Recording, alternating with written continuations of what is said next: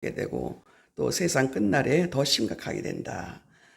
교회의 모든 대적들을 주장하는 자는 사단입니다. 교회와 그리스도가 사단의 여러 가지 이런 도전에 승리하려면 무엇을 우리가 기억해야 되는가? 끊임없이 이 사단의 그 세력들이 우리 그리스도인들과 교회를 핍박하는데 이것이 더 마지막 때가 다가올수록 더 심각해진다. 이런 말씀을 하고 있는 것입니다. 그래서 오늘 읽은 1절부터 6절에 있는 말씀 보니까 예수 그리스도의 그 십자가가 이제 반드시 우리의 승리를 갖다 준다라는 것을 우리가 기억해야 된다. 아멘. 여러분, 그래서 우리는 이렇게 세상이 그리고 많은 사람들이 교회를 그리고 그리스도인들을 핍박한다 할지라도 승리케 하시는 예수 그리스도의 그 승리가 있기 때문에 우리가 이것을 기억하면서 반드시 우리는 어떤 상황이 와도 승리할 수 있다. 그 사단의 세력들을 하나님이 승리해 놓으셨기 때문에 우리는 그것에 두려워할 필요가 없다. 그래서 오늘 1절에 보니까요. 12장 1절에 보니까 하늘에 큰 이적이 보이니 해 입은 한 여자가 있는데 그 발 아래는 달이 있고 그 머리에는 12별의 면류관을 썼더라 그랬어요. 하늘에서 일어난 큰 기적이 뭡니까? 해로 옷을 입은 그것은 영광스럽게 고귀한 한 여자, 이거를 교회를 표현하고 있는 것입니다. 그래서 그 발 아래 달이 있고 이 달은 영광스러운 그 성도들의 권세를 얘기하고 있습니다. 영광스러운 고귀한 한 여자 교회를 얘기하고 또 그 발 아래 달이 있다라는 것은 성도들을 다스리는 권세, 성도들에게 이런 권세가 있다라는 거. 그 머리에는 12개의 그 별 면류관을 승리자를 표하는 것이죠. 이거를 쓰고 있었다. 그런 말씀을 하고 있죠. 12개월의 그 면류관은 승리한 자들이다. 해 입은 여자 한 여자가 있는데 이거를 교회를 표하고 그 발 아래 달이 있고 이거는 승리하는 그 성도들을 얘기합니다. 그 머리는 12별의 그 면류관을 썼더라. 이렇게 상징적으로 승리자의 모습을 표현하고 있는 것을 여러분이 기억하시기 바랍니다. 그래서 우리는 이런 말씀들을 다 우리가 알고 있어야 세상이 우리를 위협해도 또 사단이 그렇게 해도 여러분 우리가 움직이지 않아야 돼요. 거기에 뭐 깜짝깜짝 놀래고 그럴 이유가 하나도 없다라는 것이죠. 하나님께서는 교회와 당시의 자녀들을 영광스럽게 하신다. 그런데 이 여자가 또 이 아이 예수님께서 이 여자가 아이를 가졌다. 배에서 해산하게 되어 아파서 애써 부르짖고 있다. 2절에 있는 말씀 보니까 이 여자가 아이를 베어 해산하게 되매 아파서 애써 부르짖더니 이렇게 합니다. 이것은 교회에 예수 그리스도께서 인간이 되셔서 아이로 태어나는 것을 말씀하고 있죠. 시편에도 이사야서 26장 17절 18절에도 그 말씀을 하고 있습니다. 그런데 여기가 이제 여자가 이제 애를 낳는데 여기에서 아들을 낳는다. 장차 철창으로 만국을 다스릴 수 있는 분 하나님의 아들 예수 그리스도를 말씀하고 있는 것입니다. 그래서 여기에서 보면은 3절에도 하늘에 또 다른 이적이 보이니 보라 한 큰 붉은 용이 있어 머리가 7이요 또 뿔이 10이라 그 여러 머리에 7 면류관이 있는데 여기에서 용의 7 머리는요 7 면류관을 쓴 것은 사단이 하나님이 허락하신 세상을 지배하는 왕의 자격으로 소유하고 있다라는 걸 말합니다. 그러니까 하나님께서 이 세상에 이렇게 용으로 그리고 세상을 지배할 수 있도록 하나님의 그 허락하에 이렇게 있는 용이 있다. 사단이 있다. 또한 뿔은 힘을 상징하는 것으로 사단이 엄청난 파괴력을 가지고 있다. 이런 모습을 얘기하고 있는 것입니다. 그 꼬리가 하늘 별 3분의 1을 끌어다가 땅에 던지더라. 용이 해산하려는 여자 앞에서 그가 해산하면 그 아이를 삼키고자 하더니, 이렇게 예수 그리스도가 탄생되실 때에 이런 사단의 용들이 이렇게 그 아이를 삼키려고 이렇게 했었다, 이런 말씀들을 여기에서 지금 하고 있는 것입니다. 그래서 그 예수 그리스도 큰 용이 이런 것을 보았다. 이 한 용 사단의 모습은 머리가 7이요 또 뿔이 10이며 머리마다 왕관을 쓰고 있었다. 3절에 그렇게 말하고 있죠. 7머리에 7면류관을 쓴 것은 그가 사단이 세상을 통치하고자 하는 것을 말하고 있습니다. 그래서 여러분, 세상은 마귀가 통치하고 있다. 이것은 하나님이 허락하셨다라는 것을 우리에게 볼 수가 있습니다. 그래서 사단도 하나님이 허락하신 거기 때문에 교회와 그리스도인들, 그러나 끝까지 승리하게 된다라는 것을 또 상징적으로 이렇게 면류관으로 보여주시는 것을 보면서 우리가 이런 말씀을 알게 되면 두려워할 일이 하나도 없다는 것을 볼 수가 있는 것입니다. 그래서 붉은 용인 사탄은 교회에 계속해서 이제 이렇게 본격적으로 여러 가지 싸움을 시작하지요. 예수 그리스도와 또 교회와 또 그리스도인들과.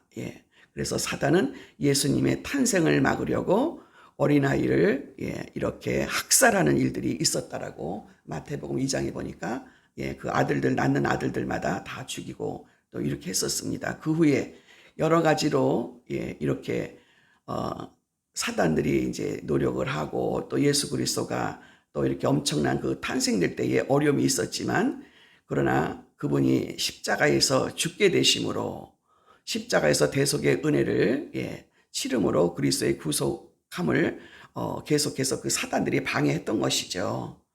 그러나 십자가가 오히려 예수 그리스도의 승리로 우리들에게 보여주시는 것은 창세기 3장 1절에 여자의 그 후손이 사단의 머리를 밟을 것이다, 이렇게 약속이 이루어지는 것을 말씀하고 있습니다. 예수 그리스도께서 죽음에서 부활하셔서 승리하셨고 철창으로 만국을 다스리게 되셨다라는 말씀을 하고 있는 것입니다. 그래서 이렇게 패전한 사단은 여인을 어떻게 합니까? 교회를 받게 합니다. 그것이 바로 6절에 있는 말씀 보니까 그 5절에 여자가 아이를 낳으니 이는 장차 철창으로 만국을 다스릴 남자라. 그 아이를 하나님 앞에 그 보좌 앞으로 올라가더라 그랬어요. 이제 예수님이 이제 올라가셨잖아요. 그랬더니 어떻게 돼요? 6절에 보니까 그 여자가 광야로 도망하며 거기서 1260일 동안에 저를 양육하기 위해서 하나님의 예비하신 곳에 있었더라. 하나님은 이 모든 것을 준비하시고 예비하시고 다 계획하고 계신다라는 이 사실을 보면서 우리는 세상에서 아무리 사단이 예수 그리스도를 핍박하고 교회를 핍박하고 그리스도인들을 핍박한다 할지라도 이것이 끝내는 하나님께서 승리로 이끌어 가신다라는 거, 이거를 기억하면서 영적 싸움에서 우리는 반드시 승리할 수 있다. 승리하기 위해서는 우리가 어떻게 돼요? 날마다 깨어서 기도해야 되고 싸워야 되고, 이것이 하나님께서 허락하신 부분인데 이게 왜 그럴까요? 여러분, 우리가 지금 신앙생활을 하다 보니까 영적 싸움이 없어서는 우리 그리스도인들이 정신을 차릴 수가 없는 것이죠.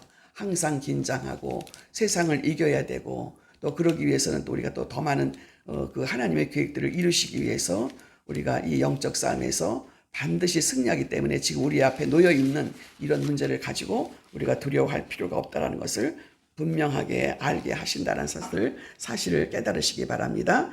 그래서 성도들을 피난시키기 위해서, 양육하기 위해서 이런 핍박에 우리가 준비하고 있어야 된다라는 말씀을 하고 있습니다. 그래서 하나님께서는 이 사단들의 이런 모든 능력과 이런 것들을 허락하셨기 때문에, 그리고 우리들에게는 승리할 수 있는 이 마지막에 이런 약속들이 있기 때문에 반드시 우리가 그 주시는 능력과 하나님의 능력과 또 우리가 해야 되는 인내를 통해서 하나님의 뜻을 이뤄가는 것이 6절에 분명하게 말씀을 하고 있습니다.